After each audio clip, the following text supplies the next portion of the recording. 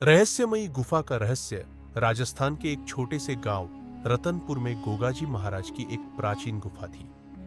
गांव के बुजुर्ग कहते थे कि गुफा के भीतर कोई दिव्य शक्ति है, लेकिन जो भी अंदर गया कभी लौटकर नहीं आया। डर और रहस्य के कारण गांव वाले उस गुफा के पास भी नहीं जाते थे।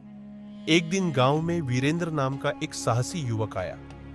वीरेंद्र ने सुना कि गुफा के भीतर गोगाजी महाराज के दिव्य नागमणि की रक्षा एक विशाल नाग करता है। उस नागमणि को पाने वाला जीवन में कभी हार नहीं सकता। यह सुनकर वीरेंद्र ने गुफा में जाने का निश्चय किया। आधी रात जब पूरा गांव सो रहा था, वीरेंद्र मशाल लेकर गुफा की ओर बढ़ा। गुफा के बाहर तेज हवाओं की सरसराहट और उल्लुओं की आवाजें माहौल को और भयावह बना रही थी, लेकिन वीरेंद्र डरा नहीं। वह गुफा में घुस गया।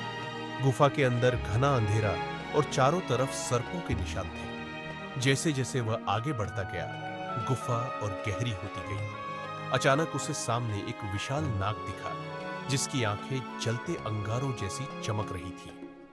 नाग ने फन फैलाकर रास्ता रोक लिया और फुफकारते हुए बोला, जो भी इस नागमणि को लेने आया है, उसकी मौत तय है। वीरेंद्र ने बहादुरी से जवाब दिया, मैं यहां मरने नहीं, गोगाजी महाराज का आशीर्वाद लेने आया हूं। अगर मेरा उद्देश्य पवित्र है तो तुम मुझे नहीं रोक सकते। नाग कुछ देर शांत रहा और फिर हंसने लगा। बहुत समय बाद कोई सच्चे दिल से यहां आया है, लेकिन क्या तुम वाकई तैयार हो सच जानने के लिए?